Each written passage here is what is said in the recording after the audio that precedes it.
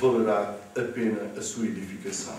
A lusofonia não pode repetir a história, repetindo os vícios dos diferentes encontros históricos entre nós, os membros da comunidade, havidos séculos passados. A lusofonia não pode ser o Mercosul intercontinental, nem uma comunidade europeia maior ou menor. A lusofonia não pode ser igualmente uma ONU neutra, em ponto pequeno. A ONU em si é neutra, recebe os países que lá estão.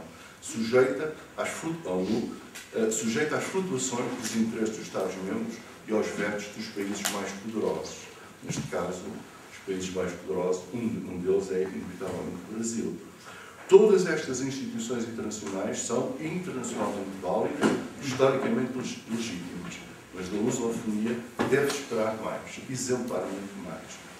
A lusofonia deve criar uma paisagem política nova no mundo. Não fórum de alianças de interesses contra outros interesses, não plataforma de serviço para povos extra-europeus acederem a benefícios europeus. Para esses fins existem os tratados bilaterais e multilaterais, podem e devem continuar a ser assinados entre os membros da lusofonia, mas, diferentemente, a lusofonia deve ser original no seu modo de implantação entre todos os povos e comunidades falantes da língua.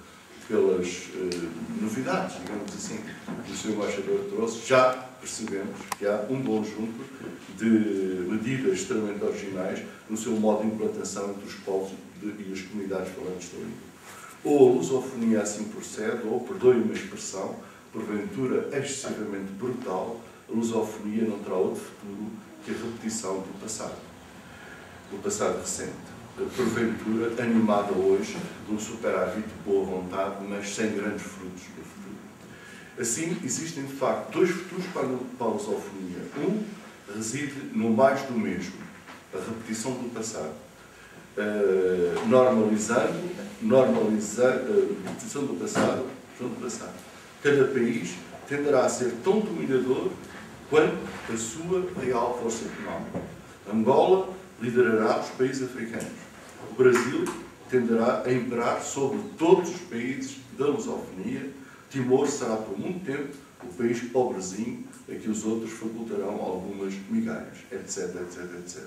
Ora, não é, ou então outro futuro. Esse futuro, que ao fim e ao cabo é aquele futuro que nós estamos falando hoje aqui à tarde, que reside na criação de um futuro novo, uma espécie de choque cultural para o mundo. Eu hesitei muito em escrever, sinceramente, porque eu não sou atreito a demagogias, sinceramente, mas como estamos a falar do futuro, o futuro ainda não foi construído, permite estes arroubos não líricos, mas perfeitamente legítimos e, tal como nos comandarmos e orientarmos a nossa ação hoje, no presente, assim poderá acontecer no futuro, não quer dizer.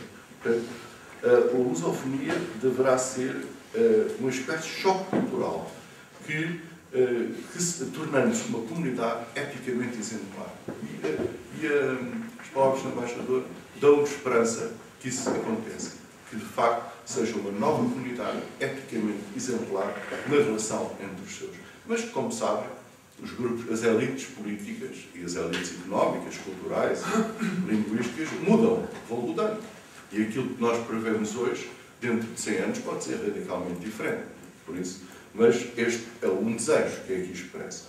Face à situação atual profundamente desequilibrada do mundo, até esvaziadora da esperança, face ao alto grau de conflitualidade política e religiosa existente, face ao contínuo esgotamento de inúmeros recursos naturais, face à divisão social ostensiva entre países ricos, poucos e países pobres do mundo, face a um sistema económico mundial injusto, assente na exploração intensa de grandes massas e de inúmeros países, a nova comunidade lusófona, a existir como verdadeira comunidade, deverá provocar uma espécie de choque cultural radicalmente subversor dos valores dominantes do mundo contemporâneo.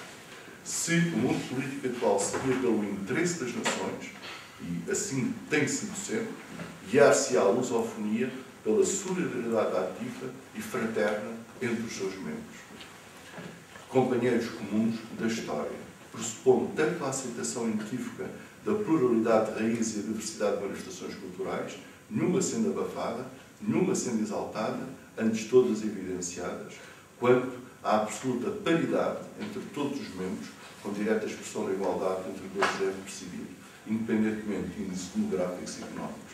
Claro que isto é a expressão de um desejo. Solidariedade ativa fraterna também significa, enquanto expressão de choque cultural propiciado pela relação interna à comunidade lusófona, que um manto de justiça se estenda por todas as nações e povos da lusofonia, forçando em consonância que os países de rendimento superior auxiliem, não com manifestação de piedade ou de caridade, mas por efeito de uma compaixão ativa, suporte da justiça comum os que menos têm, assumindo cada membro a responsabilidade de ter mínimo dos restantes.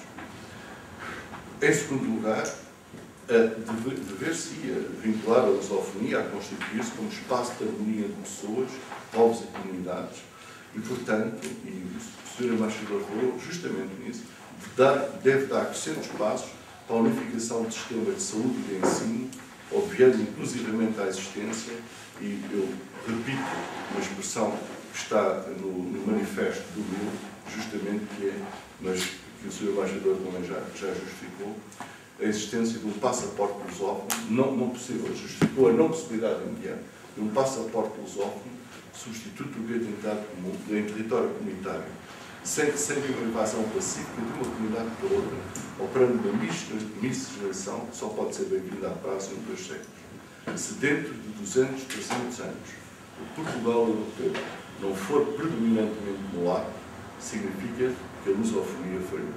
Pensei também bastante quando escrevi esta frase. Mas como é daqui a uns 300 anos já não estarei cá. Quem me responsabilizará por isso. Se o Portugal europeu não for mulato, significa que a lusofonia falhou, tendo se tornado uma instituição relativamente inócua, isto é, pode ser substituída sem prejuízo do seu normal funcionamento por acordos bi- ou multilaterais. Em terceiro lugar, o máximo de recursos possíveis dos países lusófonos deve ser basado, mas também já, o Sr. Embaixador também já disse, na educação e na cultura, pondo a tecnologia ao serviço da educação e da cultura, portanto, que é a língua, e não o contrário, como a Europa tem desde há 150 anos, 200 anos, a Europa há 200 anos pôs a técnica e a tecnologia à frente do homem e produz hoje um homem europeu totalmente desenraizado de valores comunitários, extremamente egocêntrico, quando não mesmo esquizofrénico. Não a tecnologia no posto de comando, não a política no posto de comando, mas a educação e a cultura em todas as suas variedades, o que significa um permanente aperfeiçoamento espiritual de cada homem lusófono, significa igualmente um cuidadoso tratamento do corpo e, portanto, um cuidadoso tratamento da saúde. Aceitemos que um dia a lusofonia possa, tal como a nossa comunidade europeia decreta leis da obrigatoriedade em todos os seus membros a partir de Bruxelas, que um dia todos os países da lusofonia considerem a configuração política constitucional do Estado, considerem a democracia como a configuração política constitucional do Estado entre todos os membros da comunidade, obstando à substituição do poder por via militar. Para terminar, como eu sou membro do MIL, e como estamos numa das casas do MIL, o Movimento Internacional Lusófono, permitam-me